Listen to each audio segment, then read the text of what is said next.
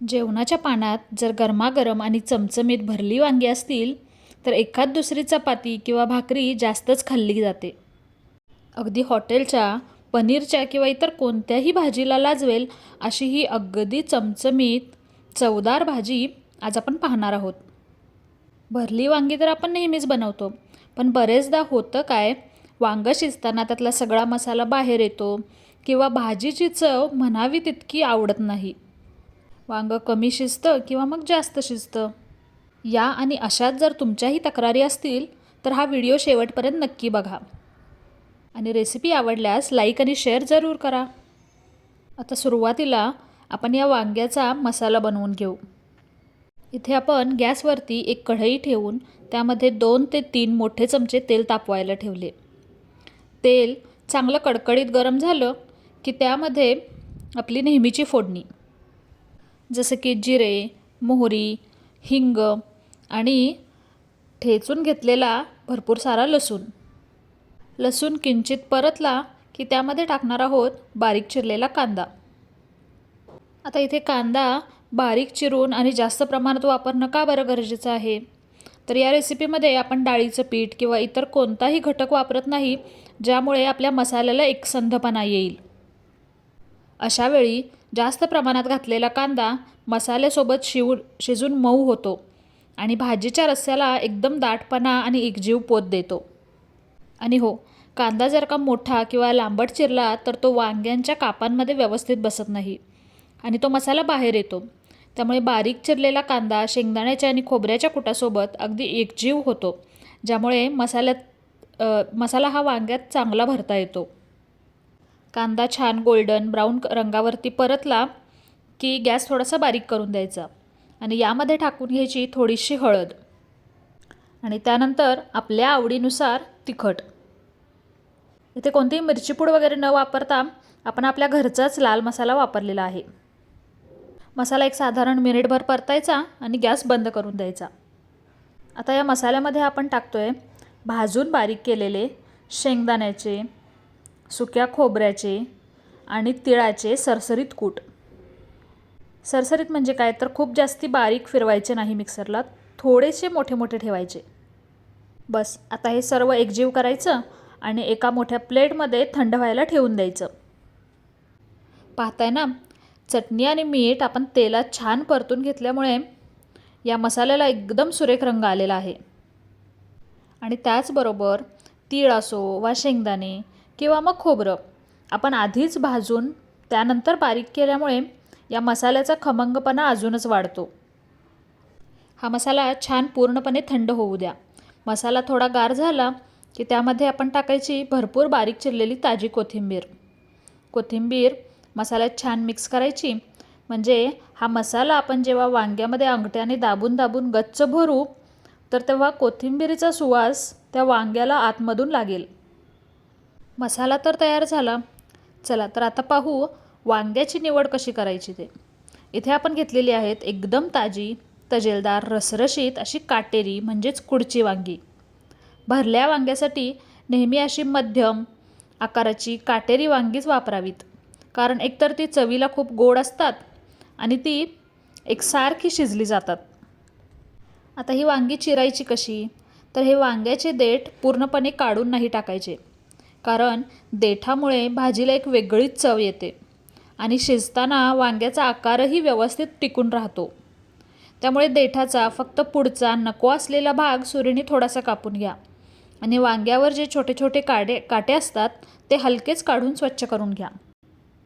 त्यानंतर वांग्याच्या खालच्या भागाकडून देठाकडच्या बाजूने सुरीने उभी एक आणि आडवी एक अशा 2 चिरा द्या, ज्यामुळे आपलं वांगं हे 4 भागांमध्ये डिवाईड होईल.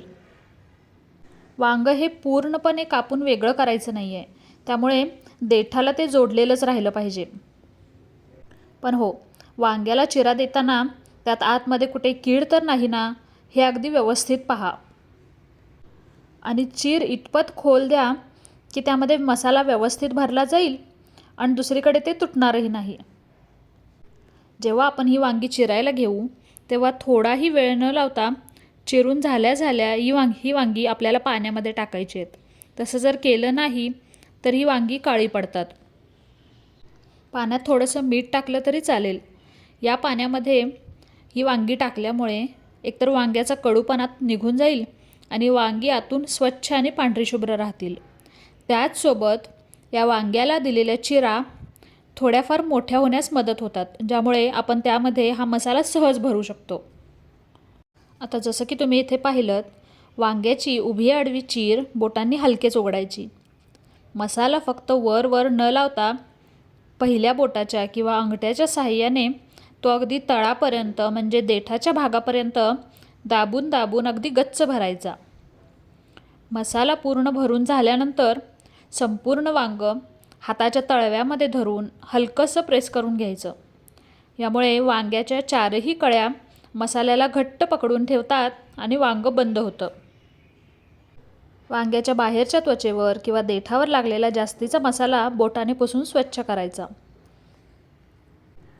अशाच प्रकारे आपण इथे सर्वही वांगी छान भरून तयार करून घेतली. आता एकदा का अशी सर्व वांगी भरून तयार झाली की आपण पाहूयात ही वांगी शिजवायची कशी. इथे आपण गॅसवरती दुसरी एखादी स्वच्छ कढई ठेवून घेतली. त्यात अगदी थोडंसं म्हणजे साधारण 1 ते 1.5 चमचा तेल छान तापवून गरम करून घेतलं. हे तेल छान गरम झालं की पुन्हा एकदा थोडेसे जिरे आणि कढीपत्त्याची फ्रेश पानं टाकून एक फोडणी दिली. ही फोडणी चांगली तडतडली की मसाल्याने गच्च भरलेली वांगी हळूहळू एक एक करून तेलात सोडायची. गॅसची आच ही मध्यमच ठेवायची आणि ही वांगी साधारण 2 ते 3 मिनिट छान उलटपलट करून अगदी हलक्या हाताने परतून घ्यायची. तेलात अशी वांगी परतून घेतल्यामुळे वांग्याची बाहेरची त्वचा थोडीशी मऊ होते आणि तितकीच चवदारही होते. डिरेक्टली जर तुम्ही हे पाण्यामध्ये शिजवले तर ती चव थोडीशी कमी होते. आणि याचा आणखीन एक फायदा असा की वांग्यात भरलेला मसाला वांग्याच्या आतमध्ये घट्ट बसून राहण्यास मदत होते. वांगी छान तेलावर परतून झाली की यामध्ये साधारण 1 ते 1.5 वाटी होईल इतकं अगदी गरम पाणी इथे आपण वापरतोय. इथे गरम पाणी वापरणं अतिशय महत्त्वाचं. पाणी घातल्यानंतर वांगी अगदी हलक्या हाताने बाजूबाजूने थोडी थोडी हलवून घ्या, जेणेकरून मसाला कढईच्या तळाला चिकटणार नाही. आता यावर एक झाकण ठेवून 1-2 मिनिटे वाफ काढून घेतली. बरं, आणखीन काही टिप्स अशा की वांगी शिजायला ठेवताना गॅस अजिबात मोठा करायचा नाही. जर तुम्ही घाईघाईत मोठ्या गॅसवर वांगी शिजवली तर पाण्याच्या मोठ्या उकळीमुळे वांग्यात भरलेला मसाला सगळा बाहेर निघून येतो आणि आपण टाकलेल्या पाण्यामध्ये मिसळतो. त्यामुळे बारीक गॅस ठेवून 5 ते 7 मिनिट वांगी छान शिजू द्या. एखाद्या सुरीच्या साहाय्याने त्या शिजल्या की नाही हे चेक करा. आणि जर ती वांगी शिजत आली असतील तर या स्टेजला आपला जो उरलेला सुका मसाला होता तो वरून रश्श्यामध्ये सगळीकडे पसरवून घाला आणि पुन्हा एक छान वाफ येऊ द्या. पाहताय ना, कढईचं झाकण काढताच अगदी छान वाफाळलेली आणि चमचमीत वांग्याची भाजी आपल्या समोर आहे.